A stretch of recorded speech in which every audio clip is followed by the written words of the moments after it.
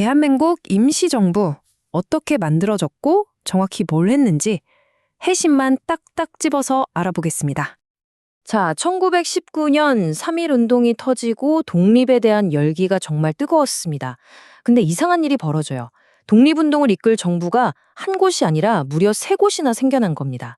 대체 왜 그랬을까요? 여기서부터 모든 이야기가 시작됩니다. 첫 번째로 이 세 정부가 어떤 조직들이었는지부터 보죠. 중요한 건 흩어져 있었지만 목표는 독립이라는 단 하나로 똑같았다는 겁니다. 한번 보세요. 불과 2달 사이에 세 개가 연달아 세워집니다. 3월에는 러시아 연해해주에서 대한국민의회가, 4월에는 국내, 바로 서울에서 한성정부가, 그리고 거의 동시에 중국 상하이에서 대한민국 임시정부가 만들어진 거죠. 이게 그냥 중복해서 만든 게 아니고요. 각자 근거지도 다르고 독립운동을 어떻게 할 건지에 대한 생각도 조금씩 달랐던 겁니다. 그러니까 힘을 하나로 합치지 않으면 안 되는 아주 시급한 상황이었던 거죠. 자, 그럼 이 세 개로 쪼개진 조직을 어떻게 하나로 합쳤을까요? 이 통합 과정이 사실 굉장히 중요합니다. 말이 쉽지 이게 보통 어려운 일이 아니었겠죠. 지역도 다르고 이념도 조금씩 다른데 이걸 정치적으로 어떻게 하나로 묶어낼 수 있었을까요? 여기서 나온 해법이 뭐였냐면 국내, 그러니까 서울에서 만들어진 한성 정부를 중심으로 합치자는 거였습니다. 왜냐하면 국내 민심을 대표한다는 정통성을 내세울 수 있었기 때문이죠. 그런데 진짜 큰 문제는 따로 있었습니다. 바로 위치 문제였어요. 정부를 어디에 둘 거냐.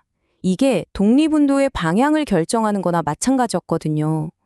무장투쟁을 하기 좋은 연해에 주냐, 아니면 외국 공관들이 많아서 외교 활동에 유리한 상하이냐.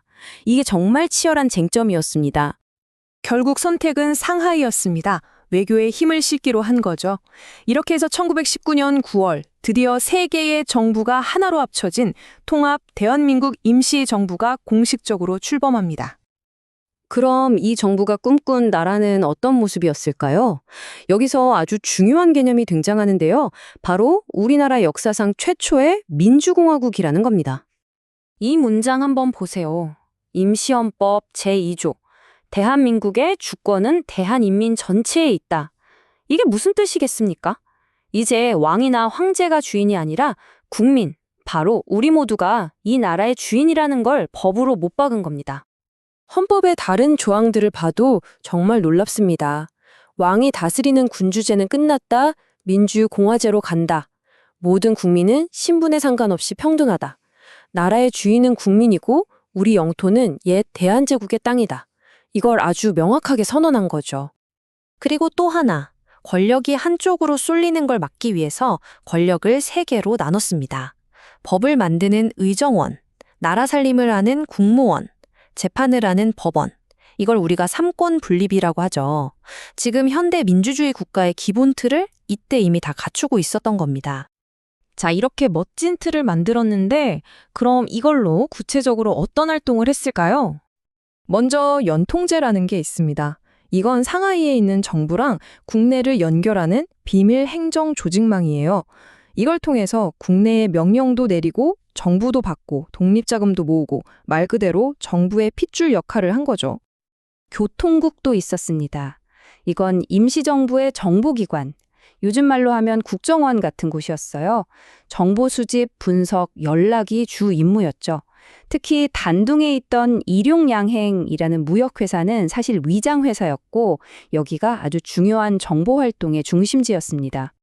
근데 이런 모든 활동에는 당연히 돈이 필요하죠. 정부가 돈이 없으면 아무것도 못하니까요.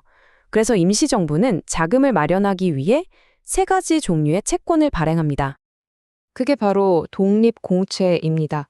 일종의 채권이죠.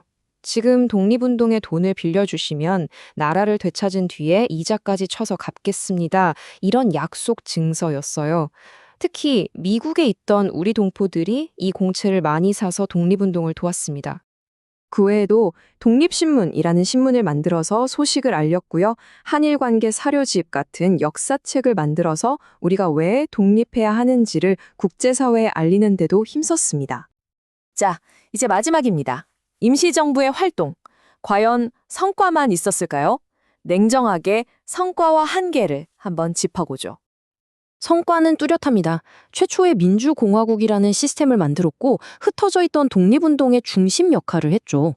연통제나 독립공채 같은 실제적인 활동도 해냈고요. 하지만 한계도 분명했습니다.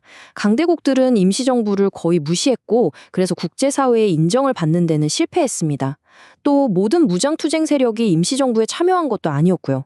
그리고 가장 큰 문제는 늘 돈이 부족했다는 점입니다. 그렇다면 임시정부의 가장 큰 의미는 뭘까요? 바로 이겁니다.